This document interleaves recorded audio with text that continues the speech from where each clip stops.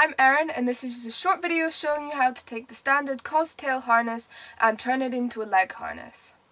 I chose to do this with my harness because the Costail works properly when it is in the correct position, and I found that my harness was riding up, which was affecting the motion. So this is quite a common issue for me because I have quite a dramatic hip spring. This might not be an issue for you, but if it is, then it's really easy to fix with this harness.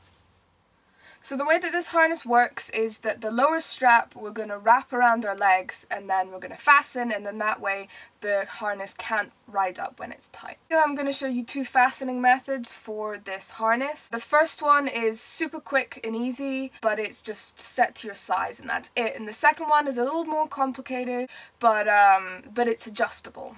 So the materials that you'll need for this is some extra webbing. You'll need a pair of scissors, a good strong pair of scissors to cut the webbing, and a lighter to mount the webbing once you've cut it to stop it fraying. You'll also want some clips. I'm using Wonder clips here. You could use pins to achieve the same thing, just to mark positions, or you could even just use a silver pen, something that's going to show up on the webbing. You might also find a tape measure helpful, but it's not completely necessary. So for the first technique, you'll need two snap fasteners, and you also need a tool for them. Now I have a rivet press and dies to do this with, but you can also get snap fasteners with dies that you just hit with a hammer, which will do exactly the same thing.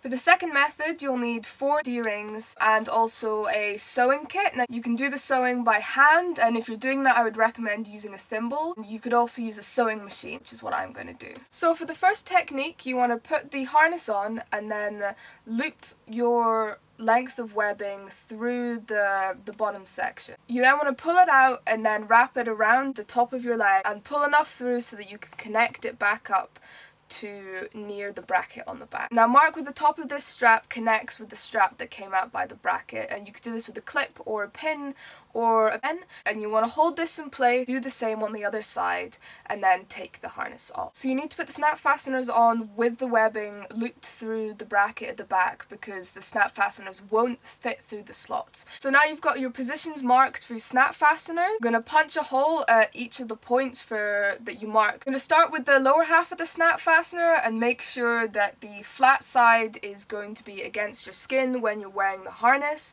Push that through, put the top on, and then use your tool to set that half of the snap fastener. Now you want to make sure that your strap is nice and flat, and then wrap it round to ensure that when you apply the snap fastener on the other side, they're going to connect and the webbing isn't going to be twisted. Put the top half of the snap fastener on the end of the strap, and then you just repeat this for the second side and you have a leg harness for your Costail. So the second technique starts exactly the same as the first one.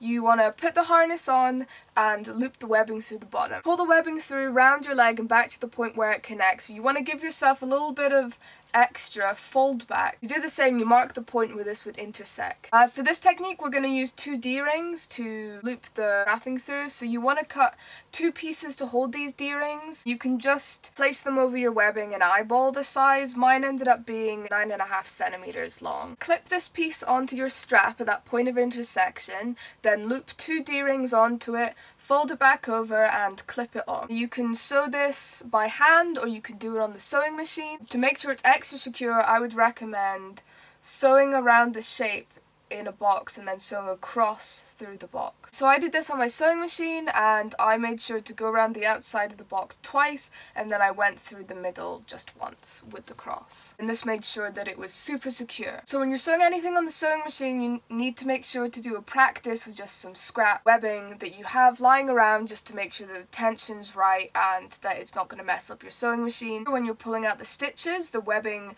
frays and pulls out a lot, and that would be really annoying if that was your final harness. So to put it on, you go up the belt section of the front, then loop the bottom section around and through your legs, and then bring it up through both of the D-rings, then bring it back down through just one, and that should lock in place and is adjustable. So yeah, hopefully that was helpful. If you have any questions, then feel free to leave them down below and I will do my best to help.